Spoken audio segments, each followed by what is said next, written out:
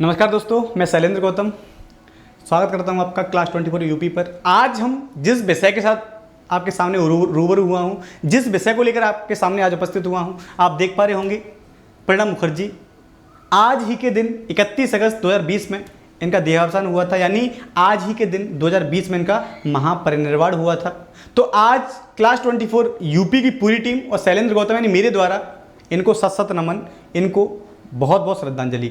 आज हम बेटा इनके बारे में जानने वाले हैं कि इन्होंने हमारे देश में राष्ट्रपति के रूप में, वित्त मंत्री के रूप में, रक्षा मंत्री के रूप में क्या क्या योगदान दिया है, इनको कौन कौन से पुरस्कारों से नवाजा गया है, इन्होंने किस पुस्तक का निर्माण किया है और राष्ट्रपति संबंधित जो भी प्रावधान हो सकते हैं आज इस छोटी सी वीडियो में जानने का प्रयत्न करेंगे। ठीक है भाई, तो अब जानते हैं ये भारत के बेटा क्या थे, भारत के 13वें राष्ट्रपति थे। क्या थे? भारत की बात करें तो ये भारत के बच्चों क्या थे, भारत के ये 13वें राष्ट्रपति थे। आपको ध्यान देना, ठीक है भाई, 13वें राष्ट्रपति हैं प्रणब मुखर्जी। ठीक है भाई, इनका जो कार्यकाल है वो 25 जुलाई 2012 से लेकर के 25 जुलाई 2017 तक इनका कार्यकाल रहा है। यानी लगभग ये क्या है, पूरे 5 वर्ष के लिए राष्ट्रपति निर्वाचित हुए हैं, 13वें राष्ट्रपति के रूप में। आपको ध्यान देना है, ठीक है भैया। अगर आके बात करें इनका जो जन्म है, राष्ट्रपति जो थे प्रणब मुखर्जी साहब, इनका जन्म बच्चों 11 दिसंबर 1935 को मिराती गांव, वीरभूमि जिला, ब्रिटिश भारत के अंतर्गत हुआ था। यानी 1935 में जब ब्रिटिश सरकार का आधिपत्य हमारे देश में था, उस समय क्या हुए हैं,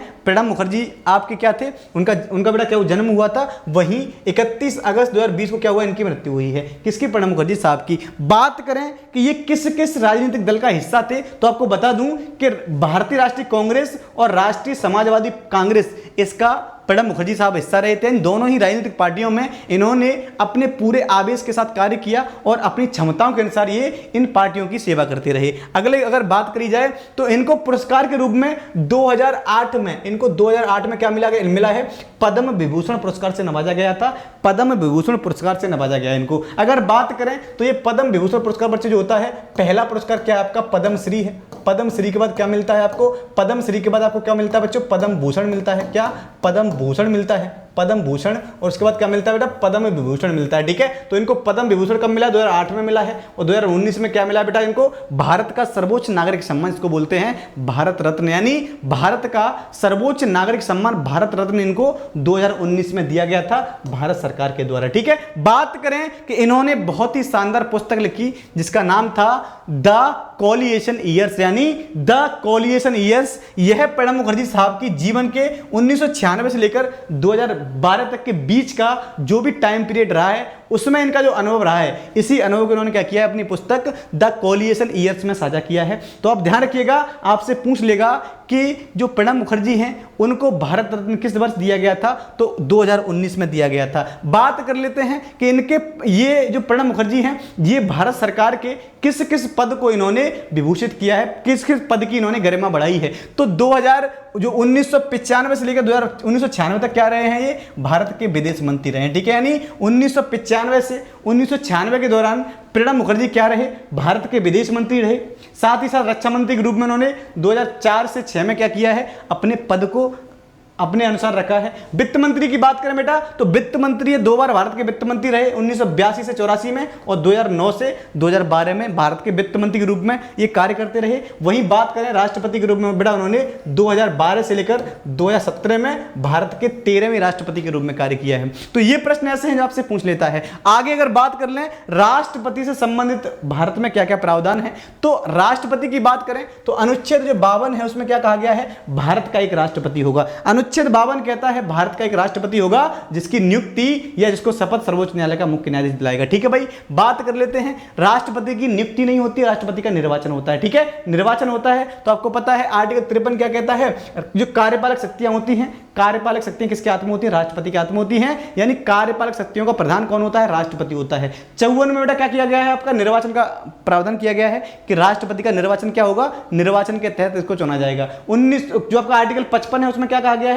निर्वाचन की जो प्रक्रिया होगी वो होने वाली है। यानी निर्वाचन में कौन कौन हिस्सा लेने वाला है। ठीक है भाई, कौन कौन इसमें भाग लेने वाला है, ये किसमें कहा गया है, आपके आर्टिकल 55 में कहा गया, आप जानते हैं कि जब भी बात करेंगे तो संसद जो होती है बेटा, संसद के सदस्य इसमें भाग लेते हैं। इसके अलावा बेटा किसके सदस्य भाग लेते हैं इसमें, इसके विधानमंडल के, ठीक है भाई, विधानमंडल के सदस्य भाग लेते हैं। और विधानमंडल में किसके, सिर्फ विधानसभा के, सिर्फ विधानसभा के सदस्य भाग लेते हैं। और यहाँ पर बेटा क्या होता है, यहाँ पे लोकसभा एवं राज्यसभा के सदस्य भाग लेते हैं, लोकसभा एवं राज्यसभा के सदस्य भाग लेते हैं, आपको ध्यान देना है, ठीक है। साथ ही साथ जो केंद्र शासित प्रदेश हैं उनकी राज्यों में अगर विधानसभाएं हैं तो वहां के सदस्य भी इसमें भाग लेते हैं, मनोनीत सदस्य इसमें भाग नहीं लेते हैं। बात करें आर्टिकल 57 में क्या है, पुनः निर्वाचन की बात करी गई है कि एक राष्ट्रपति अगर एक बार राष्ट्रपति रह चुका है तो वह दूसरी बार दोबारा भी क्या कर सकता है, राष्ट्रपति पद पर आसीन हो सकता है। तो आर्टिकल 57 किसकी बात करता है, राष्ट्रपति के पुनः निर्वाचन की बात करता है। वहीं आर्टिकल 60 में क्या कहा गया है, शपथ का प्रावधान है कि राष्ट्रपति को शपथ कौन दिलाएगा,